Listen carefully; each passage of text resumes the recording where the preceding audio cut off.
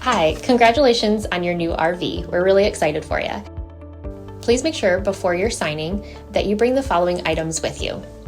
If you're a cash buyer, please make sure that you bring a cashier's check, no personal checks at time of signing, or you may bring actual cash. If you're a finance customer, please make sure that you bring proof of insurance listing your specific lien holder. If you need that information, please call us ahead of time. Also, make sure that you bring all valid driver's license of all persons that will be listed on the title. If you have a trade that you're trading in with us, please make sure that you bring your 10-day payoff as well as your title and all persons who will be listed on the title of that trade. Arrive 30 minutes early before your appointment time so we can properly inspect your unit, and also make sure that you have the fridge on and running prior to arrival.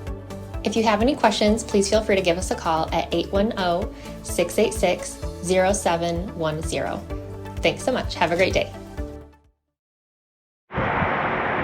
Hello, this is Mike with TradeWinds RV Center, here to congratulate you on your purchase of your No Boundaries 19.8 travel trailer. I'm going to walk you around it, show you how to use a few things to get the best out of your camping experience. Let's start by talking about arriving at the campsite. A couple things to take into consideration. On your campsite, it's a little windy right now, so I don't have your awning out, but leave room for your awning to come in and out. Then over here on your off campsite, of course, your slide. Then leave yourself a nice walking path, because I want you to think about where your power and water connections are going to be. Your power is going to be just behind your tire on your driver's side of your tow vehicle, and your water will be up toward the front on the driver's side or off campsite of the trailer. So park accordingly so you can utilize the facilities at the campsite. Once you arrive and unhook your hitch, first thing we do is level your unit. If you have a night docking light, should you arrive at night, simply raise or lower the unit until you're level. I recommend put a stick-on level on the side. Close your slide up, find the center, put a stick-on level. You'll be able to tell when you're level.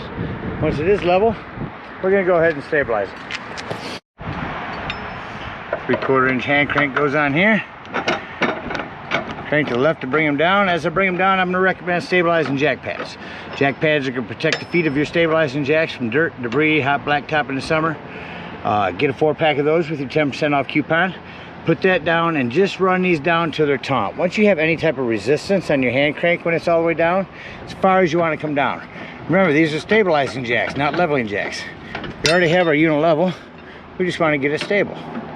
You can use a impact driver or a drill gun on these. Just slow down when you get to the bottom. Again, we don't want to lift our unit. Get all 4 of them down in all 4 corners. Got our unit level and stable. Let's hook up our power and water. Big long 30 amp cord here on the rear.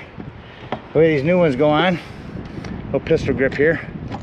So you put it in to the left, wiggle it, swing it to the right, and then put on your black washer. That'll lock it in. At the end of that 30 amp service, you need to plug in a home, and your convenience pack is a 30 to 110 adapter. It's power hooked up. Let's hook up our water. Up here, you got city and freshwater connections. At the campsites, we'll hook up to City Water Connect. First and foremost, your water pressure regulator. This water pressure regulator is going to reduce the water pressure to 40 to 50 psi, protecting the lines in your unit. Always use this when putting fluid in here. Hook that up, hook up your hose. Don't turn your hose on yet. Just to the right is your hot water heater. All we're doing at this point, make sure our drain plug's back on there. You may have left it out last time you were out camping. Get that on there nice and snug and tight. Once that's on there, you can turn on this hose. Now our unit's level and stable, so you can go in and deploy your slide if you need to. Go in, open up your water taps, get the air out of the lines. Once you get a nice steady flow of water going through there, shut them off, and then you can turn on your hot water heater from indoors. Now say we're going to go camping and we're not going to use city water, we're going to go boondocking. In that case, we'll fill up our fresh water tank or potable water. No need for a water pressure regulator here. Simply use a hose. 2 ways to tell when it's full. 1, there's an overflow valve right here, or 2 on the inside where you check the levels of your battery and black and gray tanks. There's also a freshwater button. Hold that down. Once it says this is full, put your cap back on, and then in order to utilize this water, you're going to want to turn on your water pump. Don't turn on your water pump when using city water. That's already pressurized. All right, we're all set up to camp with power and water. Let me go ahead and walk you around the rest of the outside of the unit here. Starting on your off campsite storage, holds up with a magnet, pass through storage there. That's going to be your table and griddle and an extra table. I'll show you where those set up on the other side.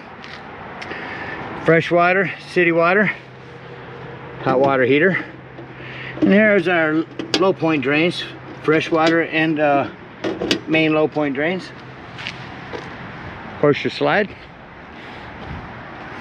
Back here's where you plug in your cable, your power. And down there's our handles for your black and gray tanks. Some storage in the rear. Got a ladder, utilize it. Go up there a couple times a year and check the seams of your roof. Caulk as needed. Maintain the life of your trailer by maintaining the life of your roof. You also prep for a Furion backup camera, a device you purchased from our store that sits on the dash of your tow vehicle, electronically communicating with this device, giving you a backup camera. Spare tire, your black tank flush. We'll talk about that when leaving the campsite and dumping our black tanks. That'll wash it out for you. Coming over to your campsite, you have this spray port.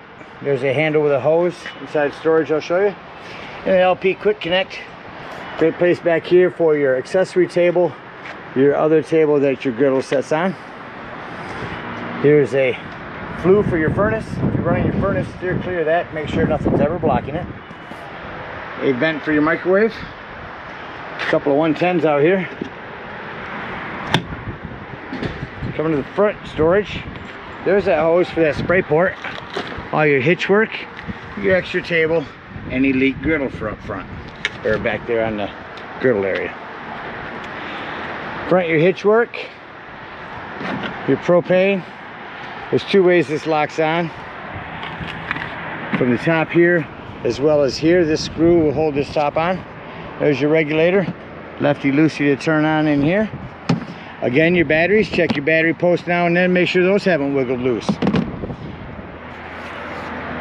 This I forgot to mention, your power tongue jack. There's a manual override right here. That's what that crank is for. If you don't have power, you still can get this up and down. And down here is your battery disconnect. This will disconnect all the battery power to the unit. That'll come important later when I talk about your carbon monoxide and propane detector. That about covers everything out here. Let's go take a look inside. Main thing I like to point out as soon as I come in every unit is the fire extinguisher. Make sure that you and everyone that's camping with you knows that the fire extinguisher is located at the entry doorway in case of emergency. Up here to our left, some accent lighting, your awning. We'll run that out real quick. I said it is windy, so I'm just going to run it back in and out real. You also have a slide room, LED light and porch light for your awning.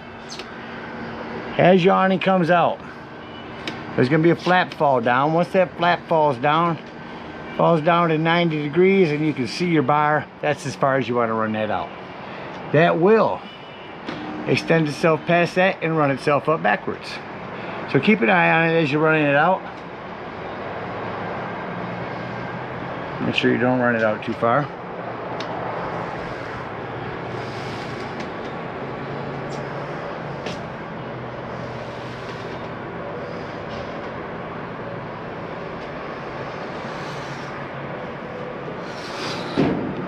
The awning comes out, shut off our porch and awning lights.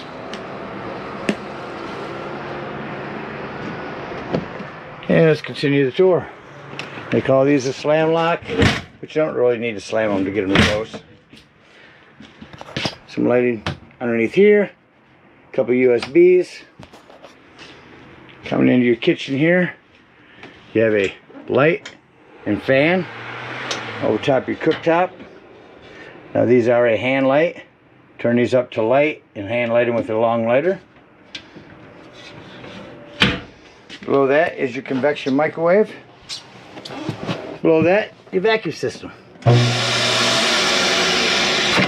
Open that up, hook up a hose, turn that on, or sweep everything here, just lift that up, and it automatically sucks it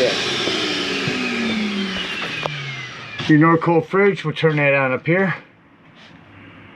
So whatever is white is what we're controlling. For example, on this one it's the freezer. Over here is the fridge. The freezer we like to keep at 5. The fridge they have at 4. Sometimes we go down to 3. That's all set.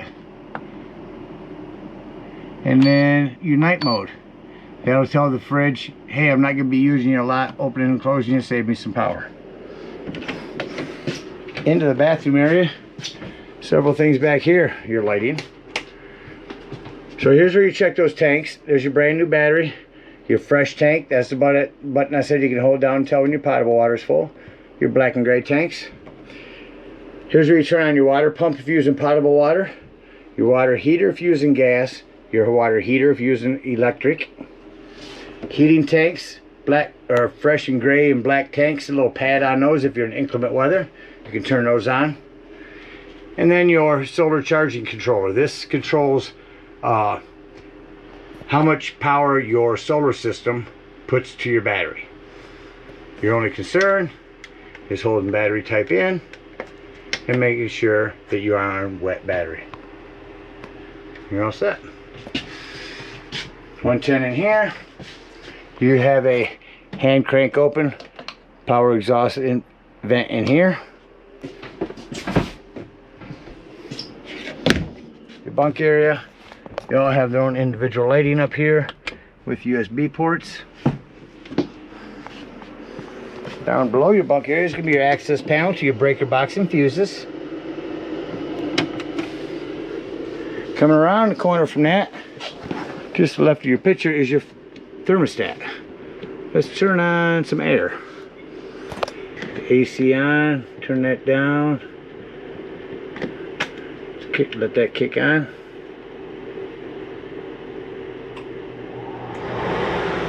You hear that AC running? Now I'm going to go back into mode and I'm going to shut that off. And you'll notice the AC normally shuts off pretty quickly. Now when I go to heat, we'll turn your furnace on.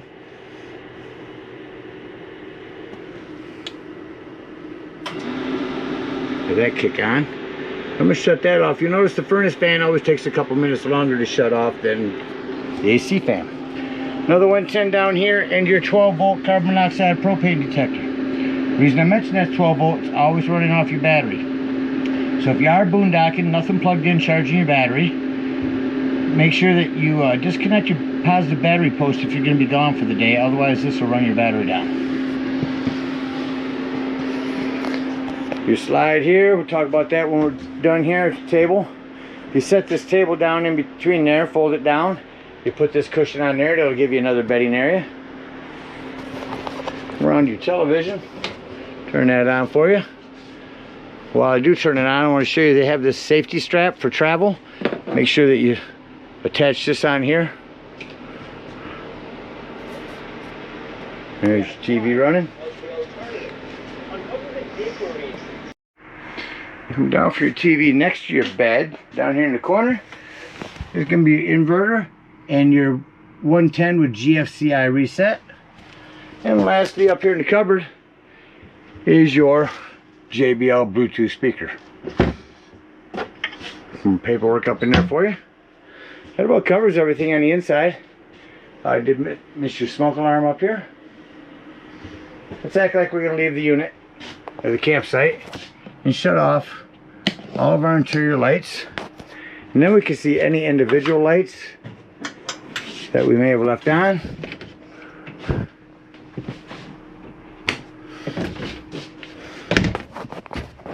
Go through the unit and make sure you have shut off all of our lighting. Extra lighting for up there as well. Once all of our individual lighting's off, turn on our interior lighting here. We turn them lights back on and just hit slide room in. Before I go any further, I forgot to mention we need to remove these cushions here. This is removable with some storage inside.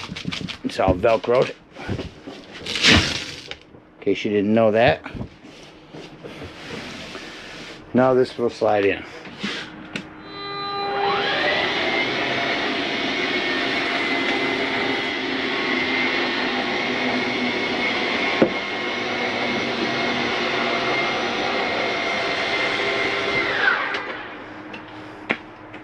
We are all set up to travel.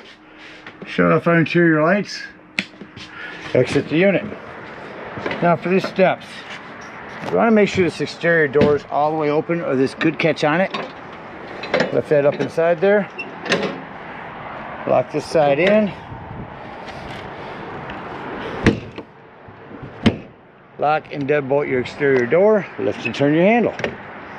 At this point, bring up all of our stabilizing jacks. Unhook our cable, our power, and our water. And we're going to come over here and dump some water. Low point drains right there, red and white if we're at a campsite. Fresh water drain right behind there. When you're done there, come to your hot water heater. Lift up on this pressure release valve. That's going to dump the remainder of your hot water out of there. And then you can pull this drain plug.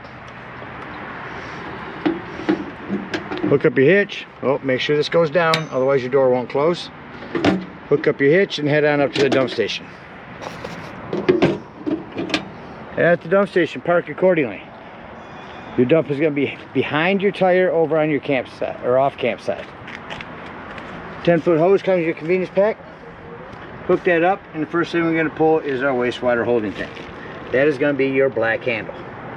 Now if it sounds like that's no longer draining, leave that black handle open, grab the hose at the dump station, come around back, again with your water pressure regulator, hook up that hose and turn that hose on for a good 5 minutes. Let that wash all that nastiness out of your black tank. When you're done, close that hose back up, come back here, close your black handle and pull your gray handle. Now your gray handle is going to be cleaner water, your sinks and your showers. That's going to be your galley tank. That'll clean your sewage hose out for you. And you can conveniently and sanitarily come to your bumper, pull that off there, and store your sewage hose right in your bumper. Again, thank you guys so much for your purchase of this snowball. Hope you enjoy it for many years to come. Happy camping.